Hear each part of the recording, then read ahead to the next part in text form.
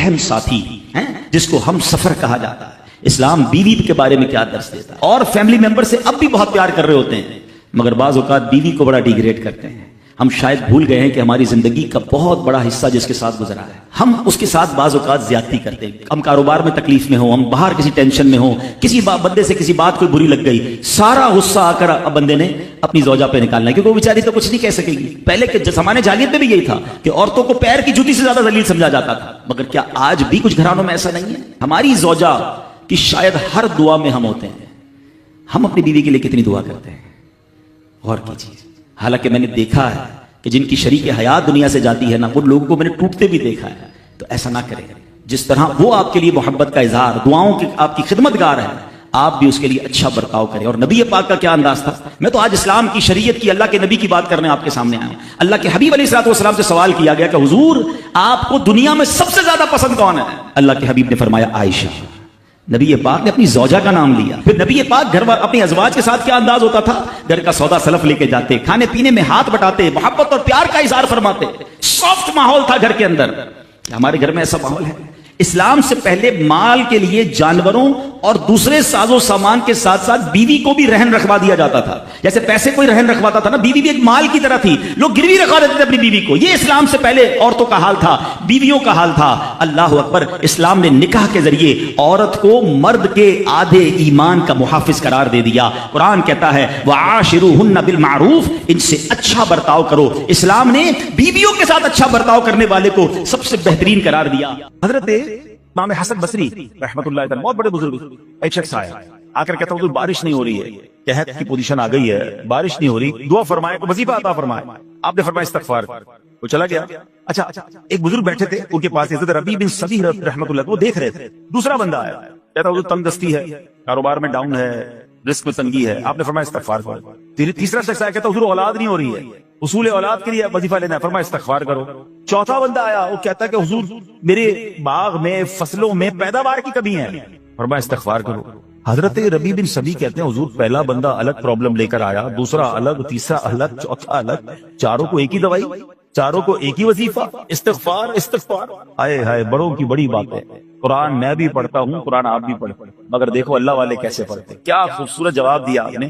آپ فرماتے ہیں سورہ نوح پارہ 29 آیت نمبر 10 سے 12 کی آپ نے تلاوت فرمائی. اب ذرا قرآن سنیے گا. بسم اللہ الرحمن الرحیم. استغفروا ربکم انہ کان غفارا يرسل السماء عليكم مدرارا ويمددكم بأموال وبنين ويجعل لكم جنات ويجعل لكم انہارا. سبحان اللہ. ذرا سنیے گا, اپنے رب سے معافی مانگو. استغفروا ربکم انہ کان غفارا, بے شک وہ بڑا معاف کرنے والا ہے. اپنے دے گا عطا, کیا فرمائے گا؟ یرسل السماء علیکم مدرارا, وہ تم پر موسلا دھار بارش بھیجے. وَيُمْدِدْكُمْ بِأَمْوَالٍ وَبَنِينَ وَيَجْعَلْ لَكُمْ جَنَّاتٍ وَيَجْعَلْ لَكُمْ أَنْهَارًا. فرمایا اور مالوں اور بیٹوں سے تمہاری مدد فرمائے گا, اور تمہارے لیے باغات بنا دے گا, اور تمہارے لیے نہریں بنائے گا. باغات بھی بڑھ رہے ہیں, اولاد بھی عطا ہو رہی ہے, مال بھی بڑھ رہا ہے, بارش بھی ہو رہی ہے. اس چیز سے, استغفار سے. استغفار یہ آپ کے بہت سارے پرابلمز کا حل ہے, مسائل کا حل ہے. بس اپنی زبان استغفار سے تر رکھیں. اچھا پھر اس میں تھوڑی سی شرمندگی بھی ہے. ایسا نہیں کہ استغفار بھی ہو رہا ہے اور دماغ کہیں اور ہے, مسکرا بھی رہے ہیں, ہنس بھی رہے ہیں, اور استغفر اللہ, کسی سے معافی مانگتے ہوئے ہنستا ہے کیا بندہ؟ استغفر اللہ ربی من کل ذنب واتوب الیہ. یا اللہ میں اپنے سارے گناہوں سے تجھ سے معافی مانگ رہا ہوں. بہت سارے استغفار کے سیغے ہیں. استغفر اللہ العظیم من کل ذنب عظیم. اے اللہ میں تجھ سے استغفار کرتا ہوں, وہ رب جو بہت عظیم ہے, اپنے سارے بڑے گناہوں سے میں استغفار کرتا ہوں. الگ الگ سیغوں سے اللہ کی بارگاہ میں استغفار کریں. ہو سکے تو کبھی گناہ یاد آئیں تو آنسو بھی بہ رہے ہوں, مگر یہ استغفار اللہ کو بڑا پسند ہے, معافی رب کو بہت پسند ہے. ابو اللیث سمرقندی رحمۃ اللہ تعالی لکھتے ہیں پچھلی قوموں میں ایک شخص تھا, اس نے بہت گناہ کیے تھے. ایک بار اس نے اپنی پچھلی زندگی کے بارے میں سوچا, گناہوں کے بارے میں غور و فکر کیا, تو اسے شرمندگی ہوئی. اس نے نادم و شرمندہ ہو کر 3 مرتبہ کہا اللہم غفرانک اللہم غفرانک اللہم غفرانک. اے اللہ تیری بخشش, اے اللہ تیری بخشش, اے اللہ پاک تیری بخشش. اسی لمحے اس کو موت آ گئی اور اللہ پاک نے اس کی بخشش فرمائی. آئیے ہم بھی پڑھ لیتے اللہم غفرانک اللہم غفرانک اللہم غفرانک. استغفار کرنا, توبہ کرنا, گناہ یاد کر کے شرمندہ ہونا, یہ اللہ کو کتنا پسند ہے. ایک سبحان اللہ، اس کے بارے میں چند برکتیں آپ کو بیان کرتا ہوں۔ بڑی عظیم برکت یہ ہے کہ اس کی بدولت بندے کا تنگی اور غم دور ہو جاتا ہے۔ حدیث پاک میں ہے جو ہمیشہ استغفار کرتا رہے اللہ پاک اس کے لیے ہر تنگی سے نکلنے کا راستہ بناتا ہے، ہر فکر و غم سے اسے خلاصی عطا فرماتا ہے۔ اس کی ایک برکت یہ بھی ہے کہ ایسے بندے کو اللہ پاک غیب سے رزق عطا فرماتا ہے۔ حدیث پاک میں ہے استغفار کرنے والے کو اللہ وہاں سے رزق عطا فرماتا ہے جہاں اس کا گمان بھی نہیں ہوتا۔ اتنی مہنگائی ہے، اتنی مشکلیں ہیں، اتنی تنگی ہے، لوگ قرضے میں ہیں، کبھی ادھر جاتے ہو کبھی ادھر جاتے ہو۔ ارے بھائی سب کے پاس جاتے ہو، رب کے پاس کیوں نہیں جاتے؟ استغفار کرنا شروع کر دو، فرمایا ادھر سے روزی دے گا جہاں تمہارا گمان بھی نہیں جائے گا۔ اس کی برکت سے اللہ پاک دلوں کے زنگ کو دور فرماتا ہے۔ آئیے پیارے اسلامی بھائیوں، اللہ کو معافی مانگنا، دل سے پکارنا کتنا پسند ہے۔ میں آپ کو ایک بہت ہی خوبصورت واقعہ بتاتا ہوں، اور یہ واقعہ ہے حضرت موسیٰ علیہ نبینا علیہ السلام۔ اللہ پاک نے حضرت موسیٰ علیہ نبینا علیہ السلام نے ایک بار اپنی مناجات میں عرض کیا یا اللہ یا رب۔ اللہ پاک کی طرف سے جواب آیا لبیک یا موسیٰ۔ آپ نے عرض کیا اللہ تو میرا مالک ہے، تو خالق ہے، میں تو تیرا بندہ ہوں۔ ارشاد ہوا مجھے یہ پسند ہے کہ جب مجھے کوئی میرا بندہ یا رب پکارے تو میں اسے لبیک کہہ کر جواب دوں۔ اللہ فرما رہا ہے حضرت موسیٰ نے عرض کی یا رب کیا یہ ہر مطیع بندے کے لیے ہے؟ کیا ہر نیک آدمی کے لیے ایسا ہے کہ جب تجھے وہ پکارے تو لبیک فرماتا ہے؟ سنو اللہ فرماتا ہے ہاں بلکہ ہر گناہگار بندے کے لیے بھی ہے۔ تو حضرت موسیٰ نے عرض کی یا اللہ فرما بردار تو تیری اطاعت کرتا ہے، وہ بات تو سمجھ آ رہی ہے، گناہگار پر یہ کرم کس وجہ سے؟ اے ہائے سنو میرے رب کیسا کریم ہے۔ فرماتا ہے موسیٰ اگر میں بھلائی کرنے والے کو اس کی بھلائی کا بدلہ دوں اور برائی کرنے والے پر اس کی برائی کی وجہ سے احسان نہ کروں تو میرا جود و کرم کہاں جائے گا؟ اللہ فرماتا ہے میرا پھر کرم میری رحمت کس لیے ہے؟ برائی کرنے والا بھی گناہ کرنے والا بھی مجھے پکارتا ہے، میں اسے بھی لبیک کہہ کر جواب دیتا ہوں۔ حضرت موسیٰ علیہ نبینا علیہ السلام کو ایک بار وحی نازل ہوئی کہ اے موسیٰ فلاں علاقے میں جاؤ، ہمارا ایک نیک بندہ کا انتقال ہو گیا ہے، جا کے اس کو غسل دو، اس کو کفن دو اور اس کا جنازہ۔ حضرت موسیٰ وہاں پہنچ گئے اور جب وہاں جا کر آپ نے لوگوں سے کہا کہ مجھے فلاں بندے کے پاس لے جاؤ جس کا انتقال ہوا ہے، مجھے غسل دینا ہے، کفن پڑھنا ہے، جنازہ پڑھنا ہے۔ لوگوں نے کہا حضرت یہ تو زمانے کا گناہگار بڑا بےہودہ بڑا بدکار شخص تھا، آپ کو رب کا حکم تھا، آپ نے غسل بھی دیا، کفن بھی پہنایا، جنازہ بھی پڑھا، پھر رب کی بارگاہ میں عرض کی مولا بندے تو یہ کہہ رہے ہیں یہ تو بہت برا آدمی تھا، تو نے مجھے بھیجا اور فرمایا تیرا پیارا بندہ، میں نے جنازہ بھی پڑھ دیا، غسل اور کفن بھی دیا۔ پھر آپ سوچیں کہ کسی کا جنازہ حضرت موسیٰ پڑھ دیں تو اس کی تو بخشش کا تو کوئی مسئلہ ہی کوئی نہیں نا، وہ تو اللہ کے نبی جس کا جنازہ پڑھے غسل دے تو یا اللہ تو نے ایسا انتظام فرما دیا۔ رب کریم کی طرف سے پتہ کیا جواب آتا ہے؟ اللہ فرماتا ہے اے موسیٰ بندے سچ کہتے ہیں، یہ بندہ واقعی بڑا گناہگار تھا، جو علاقے والے شہر کے لوگ کہہ رہے ہیں نا ٹھیک کہہ رہے ہیں، یہ بندہ تھا ہی ایسا۔ کہ اللہ جب اتنا گناہگار اتنی بڑی مہربانی کس وجہ سے؟ ارشاد ہوا اے موسیٰ اس بندے نے مرنے سے پہلے مجھ سے 5 کلمات کے ذریعے بات کی، مناجات کی، مجھے پکارا، 5 سینٹنس تھے، 5 کلمے تھے، اور اے موسیٰ اس کی وجہ سے میں نے اس کی مغفرت فرما دی۔ حضرت موسیٰ کہتے ہیں یا اللہ وہ 5 کلمے تو بتا دے، وہ 5 کیسے جملے تھے کہ علاقے میں سب سے مشہور بدکار اور اس کا انتقال ہو تو رب مغفرت بھی فرمائے اور اپنے نبی کو فرمائے جا کے جنازہ پڑھو۔ وہ آپ نے کہا یا اللہ وہ 5 کلمات بتا دے۔ اب ذرا یہ 5 کلمات سنیے گا، ایکچولی جو بات سمجھنی ہے نا، استغفار ہے کیا، معافی مانگنا ہے کیا، توبہ کیا ہے؟ اللہ فرماتا نا کہ ہم نے سنا کہ جو بندہ اللہ سے استغفار کرتا ہے اللہ اسے دیکھ کر مسکراتا ہے۔ اس کی وجہ یہ کہ بندہ رب کی بارگاہ میں اپنے آپ کو سرنڈر کرتا ہے، اپنے گناہ یاد کرتا ہے، اپنی کم مائگی کا اظہار کرتا ہے۔ وہ کہتے ہیں الندم التوبہ، شرمندگی توبہ۔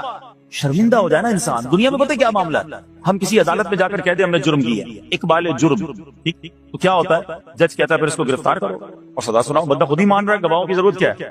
دنیا کی عدالت میں اقبال جرم پر سزا ملتی ہے، میرے رب کی رحمت کی عدالت دیکھو، بندہ وہاں جا کر اقبال جرم کر لے، شرمندہ ہو جائے، معافی مانگ لے، اللہ اس کے سارے گناہ معاف فرما دیتے۔ یہ فرق ہے دنیا والوں میں اور رب کی عدالت میں، سبحان اللہ۔ وہ حضرت موسیٰ کہتے ہیں یا اللہ وہ 5 کلمے بتا، اور بتائے گئے تو وہ 5 کلمے سنیے گا ذرا۔ وہ بندہ کہتا ہے مرنے سے پہلے اے رب تو جانتا ہے میں نیکوں سے محبت کرتا ہوں اگرچہ خود نیک نہیں، یا رب تو جانتا ہے میں فاسقوں سے بغض رکھتا ہوں اگرچہ میں خود فاسق نہیں۔ سمجھ رہے بات؟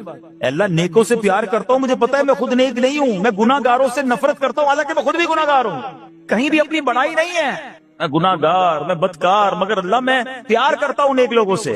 تیسرا جملہ کیا تھا؟ یا رب اگر مجھے معلوم ہو جائے کہ میرے جنت میں داخل ہونے سے تیری ملکیت میں کوئی کمی آ جائے گی، اے اللہ میں تجھ سے پھر جنت کا سوال کرنا چھوڑ دوں، مجھے یہ پتا ہے یا اللہ تو نے مجھے جنت میں داخل کیا نا تیری جنت میں کوئی کمی نہیں آئے گی، بہت بڑی ہے، اب مجھے داخل بھی کرنے سے تیرا کچھ نہیں جائے گا، اگر کچھ جاتا ہوتا تو یا اللہ میں جنت تیرے سے مانگنا چھوڑ دیتا۔ چوتھا جملہ کیا ہے؟ اے رب اگر مجھے معلوم ہو جائے کہ مجھے جہنم میں داخل کرنے سے تیری ملکیت میں اضافہ ہو جائے گا تو میں پھر جہنم سے پناہ نہیں مانگوں گا، یعنی اگر تو تیرے ملک میں تیری شان میں اضافہ ہو رہا ہے مجھے جہنم میں ڈالنے سے، پھر تو میں نہیں کہوں گا تجھے کہ جہنم سے نکال، اگر مجھے پتا ہے تو پہلے ہی مالک ہے، تو پہلے ہی خالق ہے، سب کچھ تیرا ہے، مجھے جہنم میں ڈالنے سے تیری کوئی ملکیت میں اضافہ نہیں ہونا۔ اور آخری بات کیا کہتا ہے؟ یا رب اگر تو مجھ پر رحم نہ کرے گا تو پھر کون کرے؟ اللہ فرماتا ہے اے موسیٰ میں نے اس پر رحم کیا، یہ میرے کرم کے لائق تھا، میرے کرم کی لائق نہیں تھا کہ میں اسے ناکام لوٹا دیتا، جب اس نے کلمات کہے تو میں نے اسے درگزر فرمایا، اس کی مغفرت فرما دی اور میں ہی بخشنے والا مہربان۔ تو اے میرے پیارے اسلامی بھائیوں، آج وہ کام سیکھ کے جانا ہے، سمجھ کے جانا ہے، جس کو جو بندہ کرتا ہے تو رب کی رحمت گویا مسکراتی ہے، وہ یہ ہے کہ اللہ سے معافی مانگتے رہیں، استغفار کرتے رہیں، اللہ کو راضی کرنے کی کوشش کرتے رہیں، اپنے گناہوں پر ندامت رکھیں، یہ جو معافی مانگتا ہے نا اللہ اسے بہت پسند فرماتا ہے۔ حدیث پاک میں آتا ہے التائب من الذنب کمن لا ذنب له، گناہوں سے توبہ کرنے والا ایسا ہے جیسا اس نے گناہ کیا ہی نہیں ہے۔ اچھا اب ایک اور بہت پیارا عمل جس کو دیکھ کر اللہ مسکراتا ہے، وہی میں نے تفصیل بتائی کہ اللہ کی رحمت راضی ہو جاتی ہے اور اللہ کی رحمت برستی ہے، رب راضی ہو جاتا ہے۔ نبی پاک علیہ الصلوۃ والسلام نے فرمایا 3 بندے ہیں اللہ پاک انہیں دیکھ کر مسکراتا اور کیا ہوتا ہے؟ فرمایا اور بہت خوش ہوتا ہے۔ اب وہ 3 بندے کون سے ہیں؟ چیک کرنے ہم ان میں ہیں کہ نہیں۔ فرمایا نمبر 1 وہ بندہ جو رات کو اٹھے، بستر چھوڑے، اچھی طرح وضو کرے، پھر نماز پڑھنے کھڑا ہو جائے، اسے دیکھ کر اللہ پاک فرشتوں سے فرماتا ہے اے فرشتوں بتاؤ میرے بندے کو نیکی پر کس نے اکسایا ہے؟ فرشتے عرض کرتے ہیں مولا تو بہتر جانتا ہے۔ اللہ پاک فرماتا ہے ہاں میں جانتا ہوں مگر تم مجھے بتاؤ۔